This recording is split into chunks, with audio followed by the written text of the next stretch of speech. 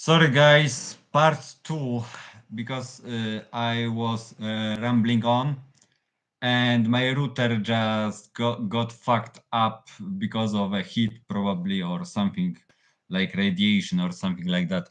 Nevertheless, I stopped on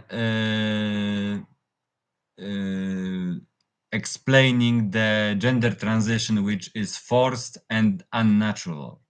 Unnatural. So let's say basically the gender transition harms the individual. And even if the process is complete, the new woman or new men are basically suffering from incapabilities, biological incapabilities. Uh, so, for example, the period may be off, and maybe the cock is not working or something thing like that. And this many trans people are like fucked up biologically by this transition, by this process. In Poland, for example, you cannot have gender transition until you have 18, until you are 18 years old, which is a little bit better than what we have in US, which which allows you to have gender transition if you are even younger. And this is the madness. You are the left is causing people to think, oh, maybe I'm not a man, maybe I were meant to be a woman. But even, let's say,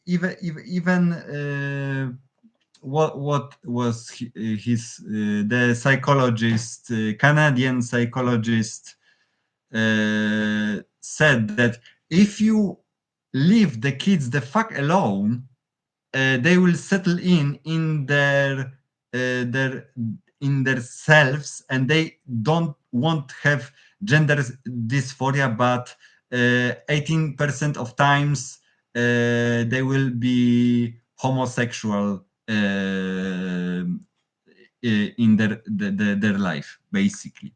So there is no need to change a gender uh, because the kid had a bad day at school, and he thinks now she should be a girl because he heard about gender spectrum, which is bullshit, and let's say the left propaganda. And yeah, Charlie Kirk didn't deserve to be shot. He deserved to be debated. And left couldn't handle that. And there are feminists which are like fucking cheering on, even though they also soon, later or earlier, will be dead. It's like every people uh, currently living is falling down to oblivion, and they are cheering on and smiling about those fuckers who fell a little bit earlier than the rest, and they also will be dead. The feminist, the left, also will be dead. But why do you make a spectacle of it? For fuck's sake.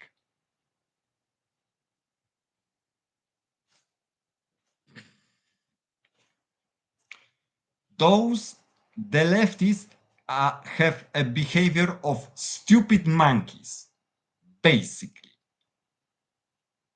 And they cannot be reasoned with because they feel rather than think. And that's all I have to say for now. But, you know, in previous video, I said there is one denominator, people suffering. Yes. If your ideology makes suffering present, those probably are not good ideologies to have. And let's see why there is the US citizens are for Palestine and not Israel, because BBC network and CNN are far left propaganda machines. And to best describe what happens between Palestine and Israel is that there is an old generational conflict which will be for many generations to come unless the reason will the reason and peace act will be signed, because the Jews, uh, just from what I know, the formation of Israel took place, coordinated by the Jews, of course, but they bought the land. Basically, they bought from Palestinians and they settled in, and there is nothing wrong with that. This country should exist, and they should seek a peace treaty with Palestine and get rid of a terrorist which are also detrimental to Palestinian citizens.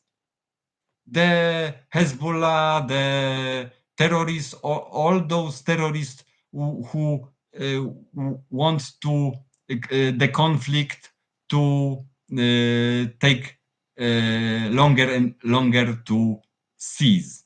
Yeah. And I don't know why the far right even in US is sometimes so retarded, because they knew the Jews control the weather, the Jews control the world, and so on and so forth. For fuck's sake, if your culture is set uh, by the principles, certain principles, and you, let's say, take a time to learn your children about capitalist economy, then you will get the knowledgeable individuals which help you or create a businesses and amass the wealth. And Jews do just that. There are all families of lawyers, all families of judges, all families of doctors and surgeons, and they help out each other in order to have a stable future. If your nation cannot do just that, then you will get some retards who say the Jews control the weather, the Jews control something else or something like. Where was your ancestors? What were your ancestors doing while living in your country? If your answer is they did nothing to create, let's say, a company or stable income or something like that, then you have your answer. That's why Jews are mostly wealthy people, because they value the coin, they value the rules by which they live by, and they can understand and learn from their parents the basic principles of economy. And if you are a poor fuck who don't get how Hossa and Bessa influence the economy in your country, you are basically fucked. And you know, it's very easy to blame Jews on something. But if you even stop and think a little, you will know that Jews basically mastered the economy, and that's why they have healthy habits of preserving wealth, and that's why they are rich. And sometimes you fail, sometimes you fall to poverty, but if you have a strong family bonds and family is willing to help you out, you will surface again. And that's the spirit of Jewishness. Even Michael Rubenfeld, which is a Jew which lived in Canada and came to Poland to live here, is like amazed by Poland and the colorfulness of this country. And to this day, in Poland, for example, there are still people who think that this country is down the pipes, better to go to the West. And why? Because we lived in Iron Curtain. And let's say the parents teach back then their children that the Poland is so poor, you better go to the West, to America, and make a living there. And now those kids are now parents, and they think the same way, which is retarded for me, because now, at least on the West sees that Poland is really good to live. There are no gangsters, no extremists.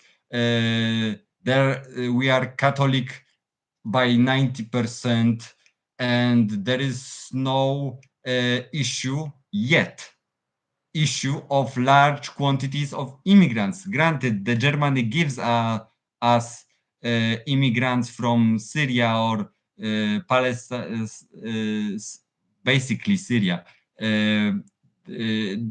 and leave them on the border, and they travel over here. But we had a very lucky situation as a nation, as a Poland, that the immigrants decades back were not locked in on Poland, but primarily for Germany and France. And you cannot change the Islam. And the thing about Islam, you cannot, let's say, reason with those people, because they would want to live by their own rules rather to adjust to the rules of certain country. And that's why UK, France, and even Germany is in a big problem right now. And yeah, that's all I have to say. Closing words. It's better to debate than to fight. Because if your argument is only violence, that means you have not the point to begin with. And that's all. Let's be more, maybe not respectful, but more reasonable than the fucking far left in US. And that's all. See ya.